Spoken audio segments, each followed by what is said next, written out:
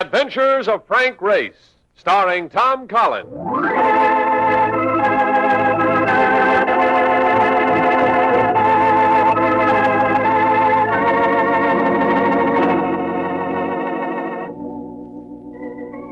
The war changed many things, the face of the earth and the people on it.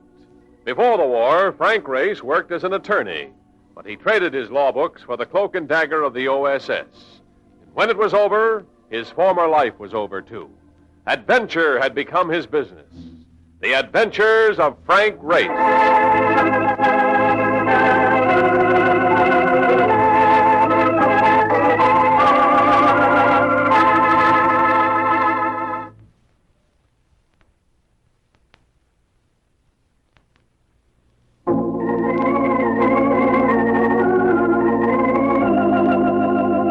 And now we join Frank Race for the Enoch Arden adventure.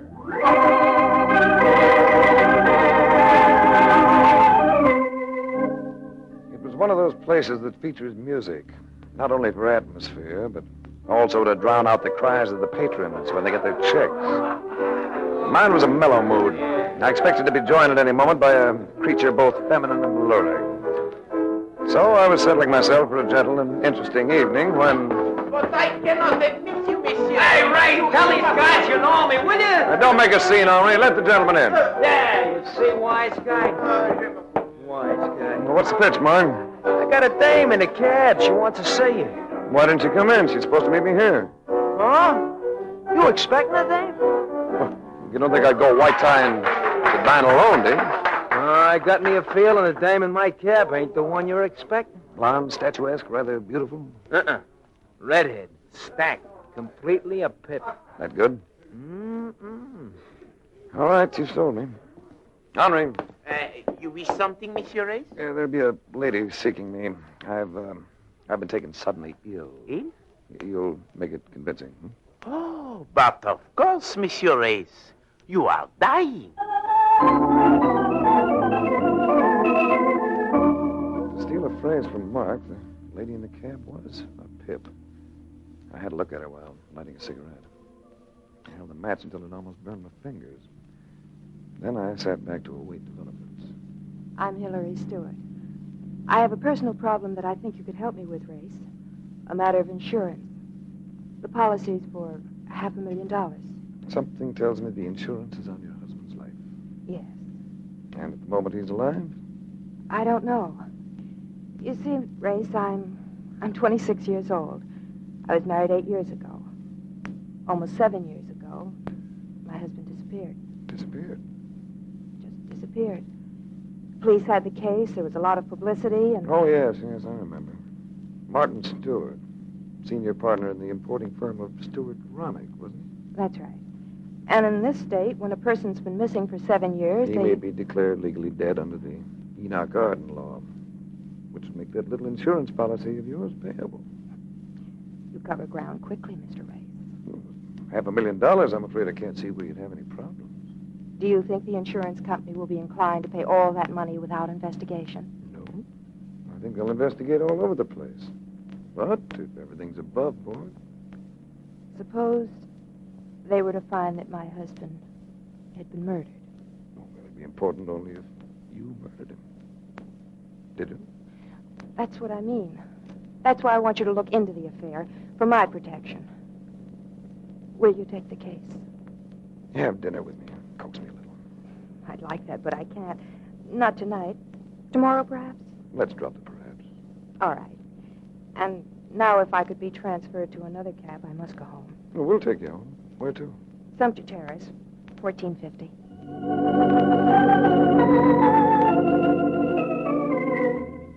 Sumter Terrace is an exclusive district. One of those streets where tall, thin trees line the curbs and short, fat women parade their dogs. There was a man standing before the entrance to number 1450 as I escorted Hillary Stewart up the steps. She spoke to him. Hello, Gary. I'm sorry I'm late. I've been waiting an hour. I'm truly sorry. I'll go in and get ready right away. Thanks a lot, Mr. Race. If you'll call for me... Tomorrow. I'll remember. I watched her go into the building, then I turned toward Mark in the cab. But I didn't go toward them. Gary was there on the steps, blocking the way to the street. Stay away from her, understand? Now you're making me very sad. It's practically an engraved invitation to come back. Yeah? And what's this? His punch nailed me to the wall of the building.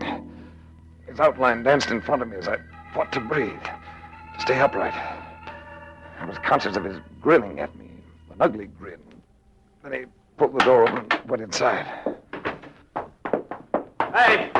Hey, what went on there? What goes on, Ray? You hurt? Well, just embarrassed, Mark. Yeah, I'll be all right. A second. I thought I saw him throw a snake punch at dirty Lothar. No good. What'd he slug it? Well, I digest my food. I went inside. I'll go in and beat his brains. No, not now, Mark. I can take care of myself. I have an idea we'll be seeing him again.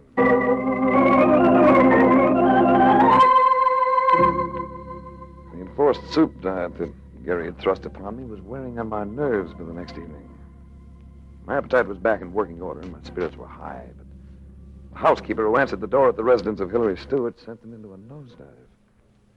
I don't understand it, sir. She left no messages. You have no idea where she can be reached, huh? Well, she took a plane last night to Europe. Europe? Last night? Yes, sir. To Zurich, Switzerland. Perhaps you could write to her there at the Hotel Metropole. Sorry. I don't suppose you have any idea of why she went there.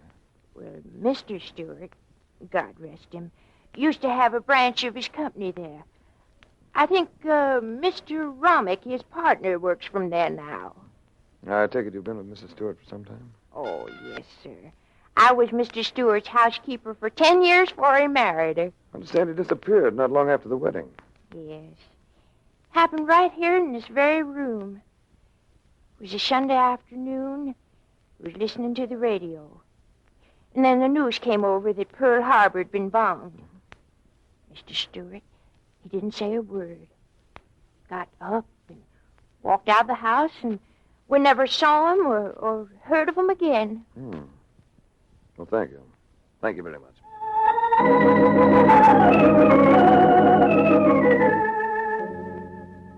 With Hillary Stewart running out on me, my first reaction was an impulse to flip the whole thing. I can do without women to play games, even glamorous redheads. But I thought of her playmate Gary and that sneak punch, and decided that I had to see that boy again. The way he'd acted made me certain I'd find him wherever I'd find Hillary. I played a hunch. I went into a phone booth and called several of the bigger life insurance companies. And I hit the jackpot when I spoke to Steve Watson, vice president in charge of claims at Columbia Life Plan. Yes, Rice, we issued the policy on Stewart's life. Why? Well, I just think the claim's a little fuzzy. Huh? I'd check some more before paying off. Oh, I wish you'd have told me that a little bit sooner. Claim was paid off in full yesterday. Yesterday? That's right. But she'd already collected when I met her. Was that right? Nothing, Steve. Wait a minute. You got something on your mind. Spill it. Hey, look, Steve, let me throw you a proposition. I think that claim's off base. Let me look into it. And if I come up with something, I'm working for you. And if I fail, I'm on my own. That's the deal. Where can I reach you? Make it care of American Express, Zurich, Switzerland.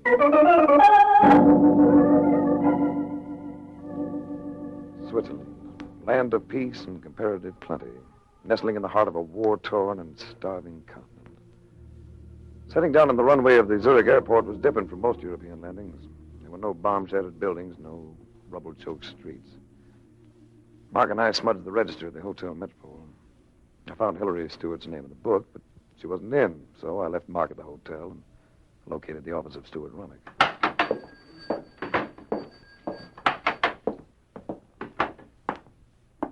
Guten Tag.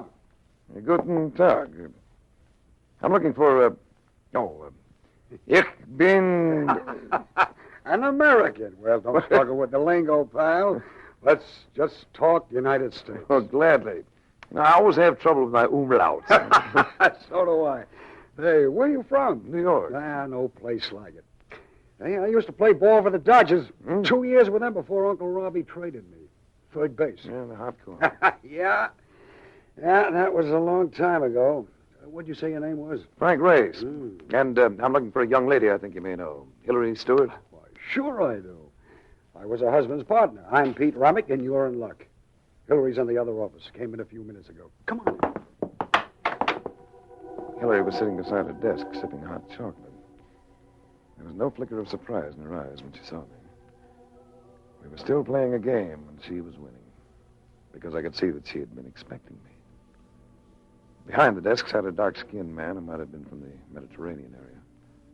I had a feeling that at home he'd have been wearing a turban. He was introduced as Sutra Heyman, manager of the office. You have just arrived in Switzerland, Mr. Rice? A few hours ago. Enjoy a pleasant voyage? Enjoyed a fast flight. You must have, Race. Faster than I expected. Ah, but you did expect. You know, we never quite finished that chat we started in New York. And our dinner dates might result in a case of malnutrition for me. Forgive me, Race, and I'll make it up to you this very evening. There's a quaint place just on the outskirts of town, the Dorth.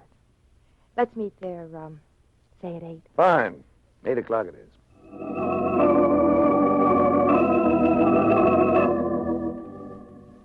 The Dorth is the kind of place you dream about. It had all the old world charm, along with candlelight and exquisite linen and fine old silver. The place did something extra for Hillary's eyes. And it was difficult not to forget that this lovely creature was a very dangerous companion. Oh, I'm enjoying this enormously, Ray. It's the sort of place I'd enjoy spending every evening with someone like you, after I get the insurance money. You must be suffering from amnesia, child. You've already received the money. Oh. You can put away that fetching stare, Ducky. I got my information from the insurance company.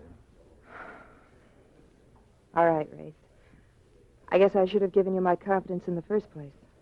I'm listening. I engaged you, Race, because I'm afraid. Of what?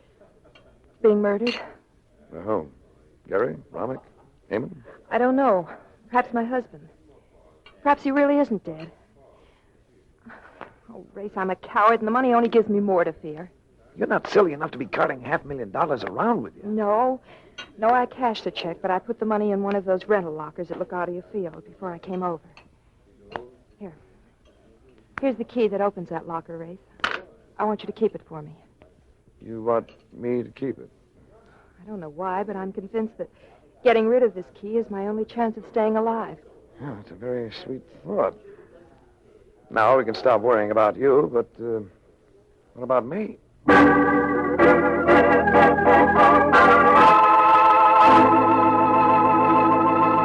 We'll return to the adventures of Frank Race in just about 1 minute.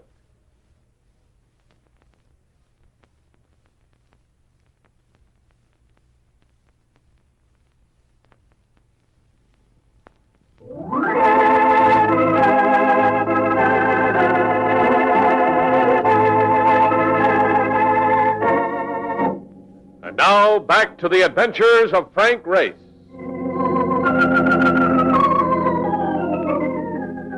I waited for somebody to make a play, but nothing came. Until I got an invitation from Sutra Heyman to take part in some winter sports at a chalet he owned above Snowline. Inside the chalet, there was a roaring fire in every room. Romick was there, and so was Gary and a few other people I didn't know. But Heyman didn't bother with introductions. He showed me up to my room, and he came in, too. Closed the door. There is a small balcony outside the window, Mr. Rice. But do not become overly enthusiastic about the view. There is a sheer drop of almost 1,000 feet. You didn't come in to tell me that. Merely polite conversation. A prelude to more important things. What's on your mind? Hillary Stewart. In what way? I'm in love with her. I want you to leave her alone. So you invited us up here to spend the weekend together. Rotten planning. I have several plans. Some of them pleasant. And the others? Most unpleasant. They do not come within 1,000 feet of being pleasant. What do you want? The girl or the money? Because if it's the money, you have to deal with me. What do you mean? Stewart's insurance. $500,000. It's locked up, and I've got the only key to it. Then you are not interested in Hillary. Only in a casual sort of way. Any man would be. Gary's the lad you better keep the eye on. Gary works for me. It was his job to keep other men away from her. Oh, so that's it. Well, brace yourself for a shock, Hammond. Your muscle man has fallen in love with his work. Gary, you are joking. It's no joke, Hammond. He'll kill anybody who tries to take her away from him, including you.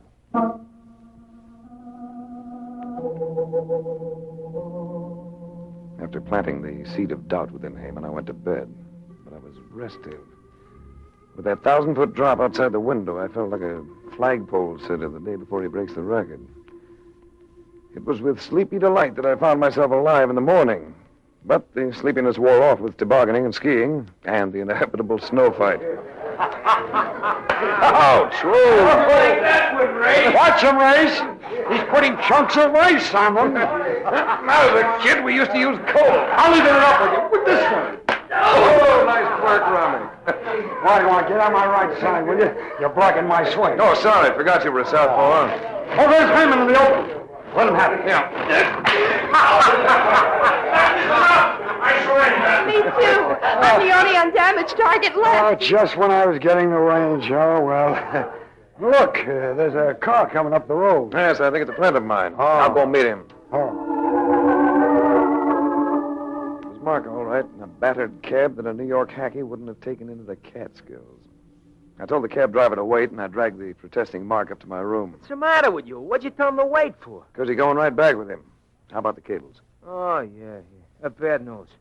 The insurance company got in touch with the police, like you said, and they opened that lock at LaGuardia, but the loot was gone. Gone? Are you sure, Mark? Empty as a horse player's pocket. Here, read it yourself. How about Romick? 2 years with the Dodgers, all right. Third base, like he told you. Batted a lousy 212, but he was okay in the field. Still, a southpaw third baseman is a bit unusual. What are you talking about? Romick ain't no southpaw. It says he was a right-hander. Good boy, Mark. That's what I wanted. Then I don't have to go back down with that nut? Oh, more than ever. You're going to Paris. Paris? Why didn't you say so? I'll slide down a hill on my nose. There's a Columbia Life Plan office on the Rue de la Paix. Get to the man in charge and tell him I sent you. Check. Ruth de la Paix. Check. Tell him to contact every major insurance company on the continent and find out if any of them have ever paid a claim on the life of Pete or Peter Romick. He ain't dead. He may be. This Romick's an imposter. Yeah, and one more thing. Yeah? I think Hillary brought the money over here with her. $500,000 shouldn't be too hard to trace. Have all the foreign exchange branches of the banks check to see if any private individual has had large sums of American currency exchanged for francs or British pounds, any European currency. Consider that I have done it. And we'll be back with the info in a couple of days. Well, wait a couple of days. I'll be as cold as yon mountain peak. Heyman has a phone hidden in his den. I spotted the wires. Now, you stay at the Columbia Life Plan office when you get that information. Make them keep the place open all night if you have to. And I'll slip down during the night and phone you from here. I will persuade them to stay open with me and wrench.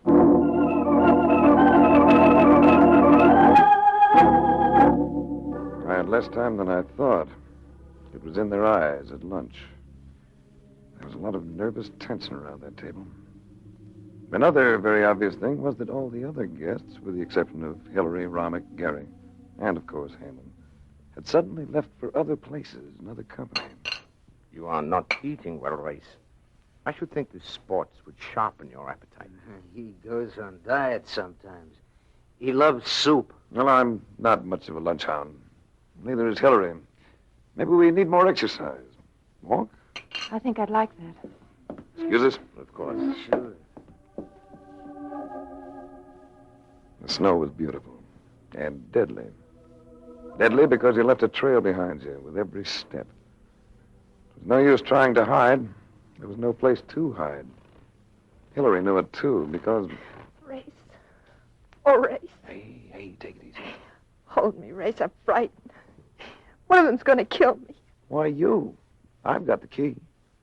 There's no time to argue the point, because unless I'm mistaken, there's a man on that far slope. And he has a rifle with a telescopic sight. Ow! Get down. Where is he? Never mind. Do as I tell you. Crawl this way, but keep low. Oh, Race, we can't go any further. There's a drop here. Now, there's a slight slope. If it isn't too sheer, we may make it. Hold on to me now and relax.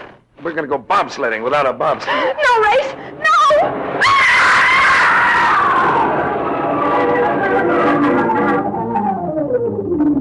We hit the bottom. It was touch and go, but it was a little extra distance on our side. But we had to keep moving. At least we had darkness to cover us. Then we rested, but not for long. I was trying to figure out a way to work back to the house and keep my telephone rendezvous with Mark when... Race, look. Following the trail with torches. Tenacious, aren't they? Only 2 lights, though. Somebody isn't playing. Race, you can hear me? Don't answer him. Well, thanks for the advice. Think I like to play clay pigeon? Answer me, Race, or I shall have your friend call you. You don't think I let him get back to Zurich, do you? He's got Mark. Your friend wants you to join us here. I will let him tell you. Don't be a sucker, Race. Keep going. I'm sorry, Hillary. All right, Heyman. Gary, you've convinced me. Bargain with them, Race. They want the key. Very pertinent suggestion. Yeah, listen, Heyman.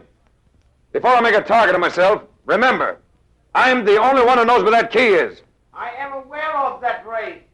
Lead me to it. Then Gary will hold you and your friend for 48 hours, after which you will be released. Get lost, Race! Get lost! All right, Heyman, but make Gary lay off. You can stop him by walking toward our torches. Here we come.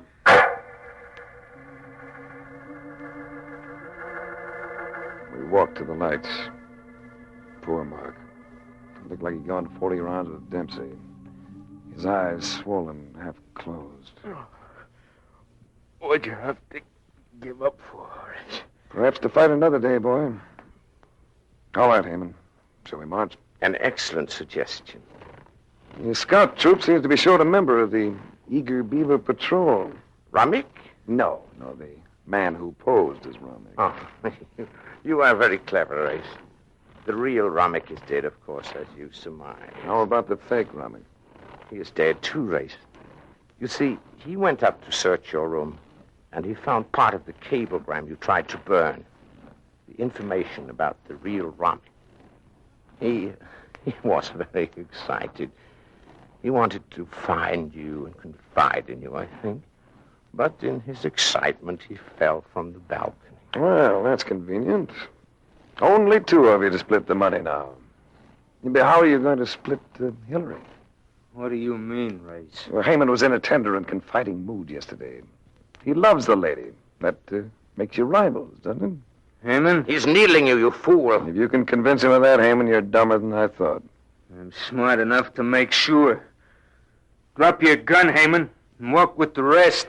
This is earlier than I had planned this, Gary. But you had to be eliminated sooner or later. Oh, careful, Ray. Now, I knew you'd be a sucker, Gary. Leave me. Now, I'll take that. Don't shoot, Race. Please. Don't worry. I'm not the type. How do you feel, Mark? Oh, rocky. That's too bad. I thought you might want to tie the score with Gary. Huh? Oh, I get it. For that, I'm in a pink. I got one good round in me, and that's just about all it's going to take. Now, listen. No, you listen. You're a very lucky guy that I ain't got my ambulance.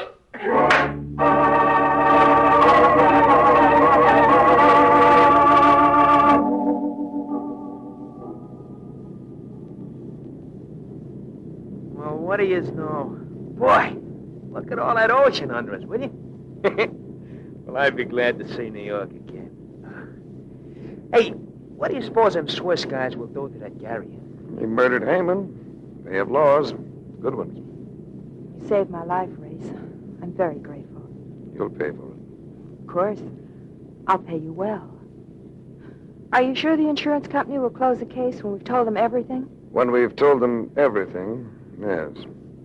And as soon as they locate and attach the money, wherever you banked it in Europe. But I don't understand. And you've yet to be tried for being an accessory to your husband's murder. Holy smokes, Race, what do you... You made a big mistake, Hillary. You were the only one who knew the money wasn't in the locker. Or Heyman would have shot me on sight without trying to get the key. That's not true, Race. Oh, yes it is, Ducky. You were all in it together. You, Heyman, and the others. Heyman was easy to tag, too.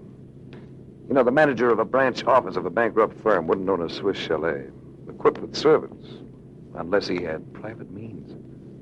Like the money from Romick's insurance. That doesn't mean that I had It any... means you were greedy, Ducky. You didn't want Heyman to cut in on your $500,000. But, Race, why would I have called you in if I had anything to... Yes, just so you could ask that very question. You knew that I would be the perfect alibi in the eyes of the insurance company. It would have worked, too, beautifully, if you hadn't taken that money out of the locker. You're not going to send me to prison, Race. Never! Never! Race, she's getting away. 20,000 feet with all that ocean down there? Relax, Mark. She isn't going far.